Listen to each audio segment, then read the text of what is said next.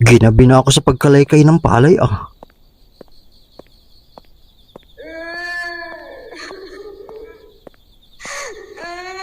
Ha?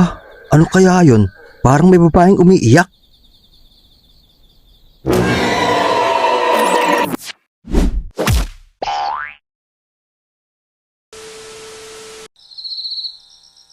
Alam nyo ba mga apo, hindi lamang si Helena ang kinakatakutan noon na taghoy. Marami sila. Iba-iba ang naging istorya ng buhay nila bago sila naging taghoy o umiiyak na multo. At yan ang ikikwento ko sa inyo ngayon. Talaga po, Lola? Sige po, excited na kami. Sa isang liblib na baryo, ay may lumang bahay na matagal nang walang nakatira. At ayon sa kwento-kwento na may nagsasabing meron silang nakikitang nakaputing babae na nagpapakita doon. At marami din nagsasabi na minsan ay nakita siya sa kalsada na pumupunta siya sa ilog. Ayon sa matanda, ang babaeng ito ay si Paloma. Isang dalaga na nawala ng kasintahan dahil sa digmaan. At araw-araw niya itong iniintay sa tabi ng ilog. Ngunit hindi na ito nakabalik. Nang dahil sa lungkot, isang gabi ay bigla na lamang naglao si Paloma at hindi na muling nakita pa. Pagkalipas ng maraming taon, ay nagsimula ng kumalat ang mga kwento-kwento na merong magsasaka na nakita muli sa kanya.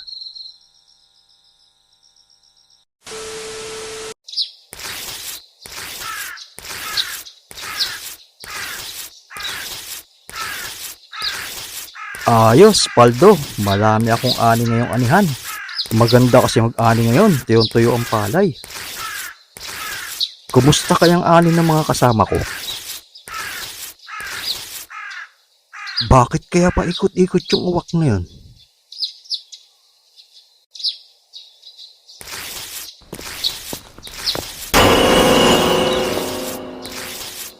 At yung babae, bakit kaya lagi siya pumupunta sa ilog?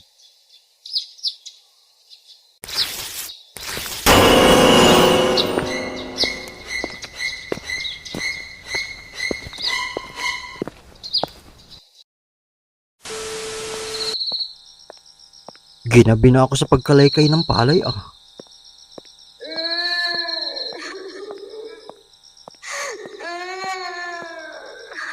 Ha? Ano kaya yun? Parang may babaeng umiiyak. Siya yung babae nakita ko kanina papuntang ilog ah. Anong ginagawa niya dito? Gabing-gabi na. Miss, bakit gabing-gabi na nandito ka pa?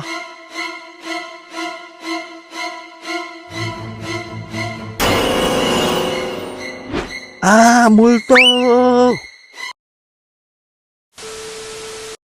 At maraming ang insidente na nagpapakita ang taghoy.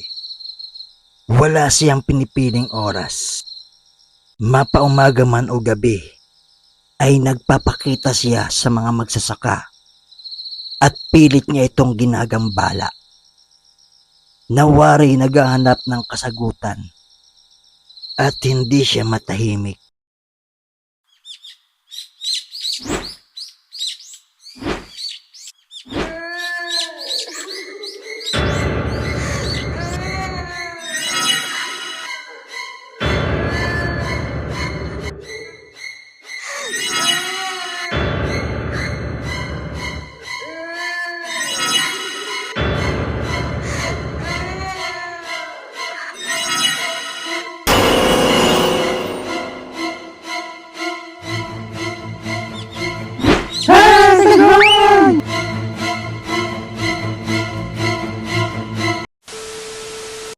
At dumating yung araw na minsan ay may isang lalaki na nagngangalang Marco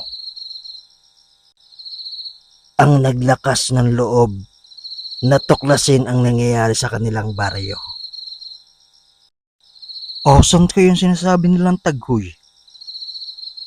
Nahihiwagaan siya kung bakit may isang babae na laging umiiyak at pumupunta sa ilog.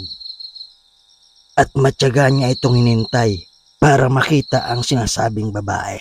At pagsapit nga ng 12:00 ng gabi ay bigla itong nagpakita.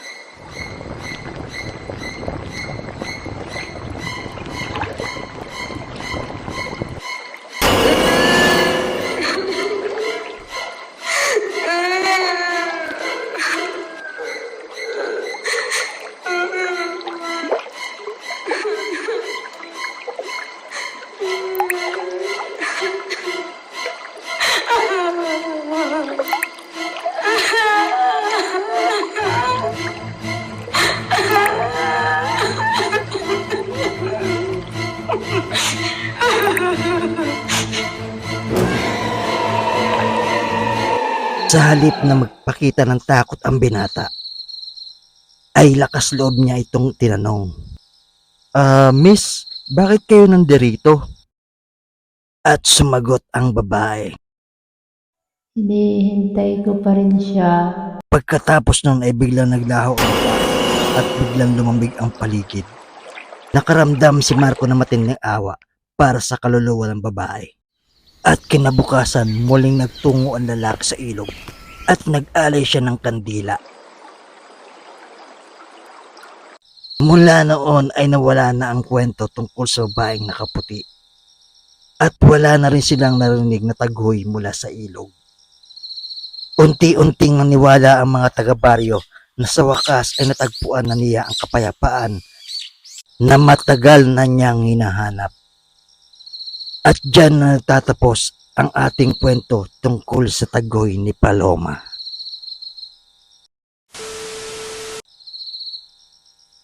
Lola, ang ganda po ng kwento nyo. Ay ano po kaya aring nanonood sa atin? Nagustuhan kaya?